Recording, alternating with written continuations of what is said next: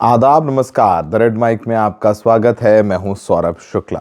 आप सब मोहम्मद शमी को तो जानते होंगे, तेज गेंदबाज, इंडिया के स्टार प्लेयर, जिन्होंने T20 वर्ल्ड कप हो या फिर तमाम टूर्नामेंट्स, वहां पर भारत को जीत दिलाने में एक बहुत बड़ी भूमिका निभाई है। 200 से ज़्यादा विकेट, शानदार बॉलिंग, न जाने कितनी बार भारत के 140 करोड़ लोगों को गर्व से उन्होंने खुश होने का मौका दिया। अब उनके सामने एक चुनौती है। उनको साबित करना है कि वो इंडिया के वोटर हैं। उनको साबित करना होगा, क्योंकि मोहम्मद शमी को चुनाव आयोग ने नोटिस दिया है और उस नोटिस में उन्हें बुलाया गया है कि उन्हें चुनाव आयोग के सामने पेश होना पड़ेगा। उन्हें समन भेजा है और उन्हें सुनवाई उनकी होगी। उन्हें और उनके छोटे भाई मोहम्मद कैफ को भारतीय चुनाव आयोग ने दोनों भाइयों को SIR के दौरान सुनवाई के लिए भेजा है, नोटिस जारी किया है।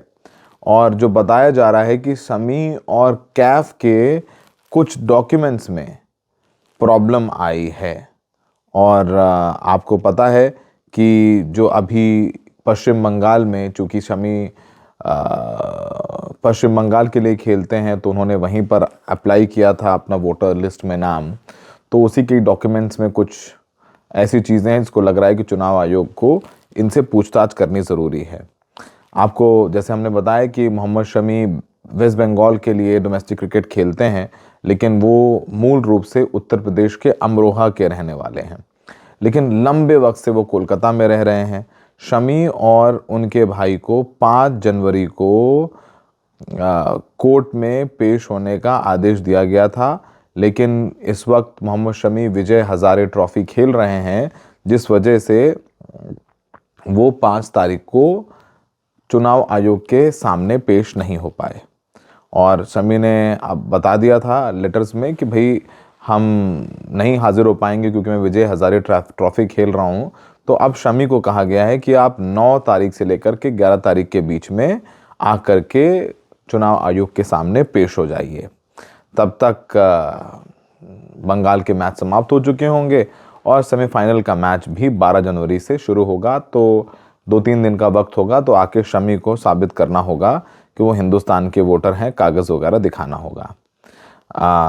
आपको बताएं, जो तेज़ गेंदबाज मोहम्मद शमी और उनके भाई मोहम्मद कैफ कलकत्ता नगर निगम वार्ड नंबर 93 के वोटर हैं, जो आता है रास बिहारी असेंबली कॉन्स्टिट्यूएंसी में। और ये मामला प्रोजेनी और सेल्फ मैपिंग में आ रही तकनीकी खामियों से जुड़ा हुआ है, ये भी बताया जा रहा है। आपको पता ही है, मोहम्मद शमी टीम से बाहर थे। अभी उन्हें हाल ही में वनडे मैचेस की श्रृंखला में जो भारत खेलेगा उसमें शामिल किया गया है टीम में। और वो लगातार डोमेस्टिक क्रिकेट में बहुत शानदार प्रदर्शन कर रहे हैं। इनफैक्ट अभी विजय हजारे ट्रॉफी में भी वो बंगाल के लिए 5 मैचेस में 11 विकेट ले चुके हैं। और उससे पहले उन्होंने सैयद मुश्ताक ट्रॉफी में भी अच्छा शानदार प्रदर्शन किया।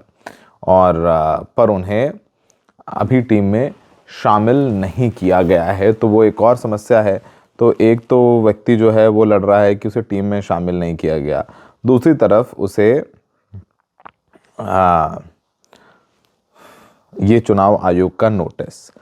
तो अब प्रोजेनी मैपिंग की विसंगतियों की बात हो रही है। प्रोजेनी मैपिंग विसंगतियां, अब ये इतना टेक्निकल टर्म है कि उन्हें कारण बताओ नोटिस दिया गया है कि वो यूपी में भी उनका क्या वोटर लिस्ट में नाम है, बंगाल में भी क्या उनका वोटर लिस्ट में, सब सारी चीज़ें हैं। पर आप सोचिए कि एक इंटरनेशनल क्रिकेटर जो विश्व का नंबर 1 गेंदबाज रह चुका है, नंबर 1, देश को इतने मैच जिताने वाला है, उसे भी चुनाव आयोग के सामने आकर के साबित करना होगा कि मैं हिंदुस्तानी हूँ और मैं हिंदुस्तान का वोटर हूँ। क्या ऐसे जो लोग जो भारत के लिए काफ़ी कुछ अचीव कर चुके हैं, उन्हें एग्जेम्प्ट कर देना चाहिए? उनको बुलाना, फिर एक कंट्रोवर्सी हो जाती है, फिर एक सोशल मीडिया पर कैंपेन चल जाता है, देखो मोहम्मद शमी के डॉक्यूमेंट्स पूरे नहीं हैं वगैरह वगैरह। और वो भी आप उनके लॉयर से रिप्रेजेंटेशन ले लेते, उनके वकील से बुलवा लेते, लेकिन मोहम्मद शमी को खुद 9 से 11 तारीख के बीच में व्यक्तिगत तौर पर पेश होना पड़ेगा। इसमें कोई भी उन्हें रियायत नहीं दी जाएगी। तो ये बताया जा रहा है कि उनको नोटिस जादरपुर के काटजू नगर स्कूल में आधिकारिक तौर पर जारी किया गया है, और जो सोर्सेस बता रहे हैं कि उनके फॉर्म्स में कुछ तो डिटेल्स हैं जो मिसिंग हैं। और जैसे हमने बताया कि वो शमी अमरोहा उत्तर प्रदेश के हैं, लेकिन कलकत्ता में रह रहे हैं, और कलकत्ता के लिए ही माफ़ कीजिएगा, वेस्ट बंगाल के लिए ही रणजी डोमेस्टिक क्रिकेट खेलते हैं, और वहीं से उनका टीम में भी सिलेक्शन हुआ है। अब आपको बताएं कि अभी पश्चिम बंगाल में SIR का काम चल रहा है, फॉर्म जमा हो चुके हैं, और जिनके फॉर्म्स में चुनाव आयोग को लग रहा है स्क्रूटनी में कि कुछ गड़बड़ियां हैं, तो उसके चलते उन लोगों को बुलाया जा रहा है और संबंधित डॉक्यूमेंट्स हैं वो उनसे मांगे जा रहे हैं। और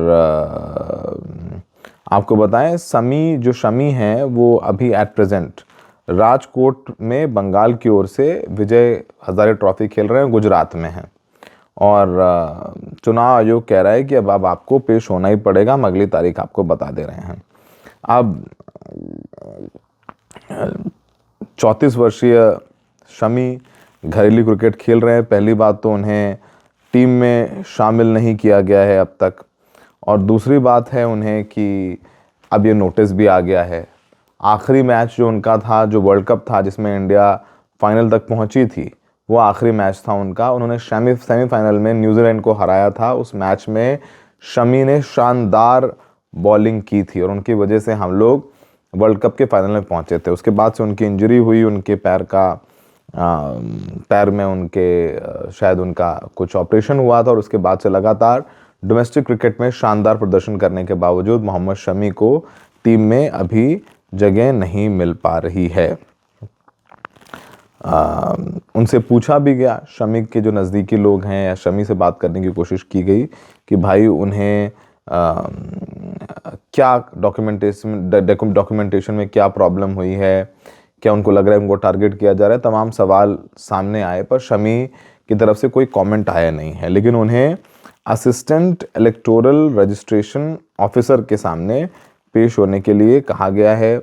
और 2024 में लोकसभा चुनाव में मोहम्मद शमी ने अपने पैतृक गांव अमरोहा में वोटिंग की थी, उसको लेकर के शायद कुछ कंफ्यूजन है या कोई मसला है, उसको कुछ क्लैरिफिकेशंस के लिए मोहम्मद शमी को पेश होना होगा।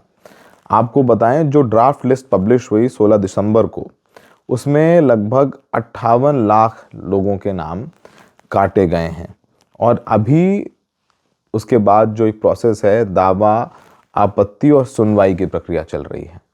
जिसका नाम कट गया है वो दावा कर रहा है कि मेरा नाम काट दिया है, जिसका नाम जुड़ गया है सही नहीं है तो उसमें आपत्ति, और सुनवाई जिसमें चुनाव आयोग को लग रहा है कि इस फॉर्म में कुछ मसला है, इसलिए उनको बुलाया गया है। अब शमी को भी आया है, और TMC के एक सांसद हैं देव, उनको भी चुनाव आयोग का नोटिस आया है। आपको बताएं कि 2024 में मोहम्मद शमी को अर्जुन अवार्ड से भी नवाजा गया है। तो जिस खिलाड़ी को राष्ट्रपति सम्मानित कर चुकी हों, अर्जुन अवार्ड दे दिया गया हो, जिस खिलाड़ी ने भारत को इतने मैचेस जिताया हों, उसे भी चुनाव आयोग के सामने आकर के साबित करना होगा कि वो इस देश के नागरिक हैं और वो इस देश के वोटर हैं। पर कभी कभी क्या होता है, चुनाव आयोग को भी एक शायद मीडिया में रहने का बहुत शौक है कि उन्होंने मोहम्मद शमी को नोटिस कर दिया। आप सोचिए, खैर अब शमी जो है इंडियन टीम से बाहर है, डोमेस्टिक क्रिकेट में अच्छा परफॉर्मेंस करने के बाद भी वो टीम के अंदर नहीं है, और अब ऊपर से चुनाव आयोग ने उनको नोटिस भेज दिया है, जहां एक तरफ लगातार मोहम्मद शमी कोशिश कर रहे हैं कि वो टीम में आए। अब प्रोजनी मैपिंग क्या होती है जिसके तहत उनको नोटिस भेजा गया, वो भी हम बता देते हैं। प्रोजनी मैपिंग के लिए किसी भी वोटर को अपने माता पिता या दादा दादी का 2003 की वोटर लिस्ट का डेटा ईएफ में दिया जाता है। सेल्फ मैपिंग में अपना स्वयं का 2003 का वोटर लिस्ट का डेटा ईएफ में दिया जाता है। तो उसी में कोई प्रॉब्लम है कि 2003 में शमी ने अपने माँ बाप का वोटर लिस्ट दिए, वोटर डिटेल दिया है नहीं दिया है, क्योंकि होता है 2003 में आपके पेरेंट्स ने अगर लिस्ट में होंगे तो वो डिटेल्स आपको फॉर्म में सबमिट करनी होती है। उसमें कुछ प्रॉब्लम आई है जिस वजह से शमी को ये हियरिंग में बुलाया गया है। अब तमाम हेडलाइंस बनाई जा रही हैं, बुरे फंसी मोहम्मद शमी, चुनाव आयोग ने भेजा नोटिस, कहाँ फंस गया फेज, न जाने क्या क्या। अब मोहम्मद शमी टीम से बाहर हैं, उन्हें ये नोटिस का भी सामना करना पड़ रहा है। उनकी व्यक्तिगत जीवन में, पारिवारिक जीवन भी कुछ खास नहीं है।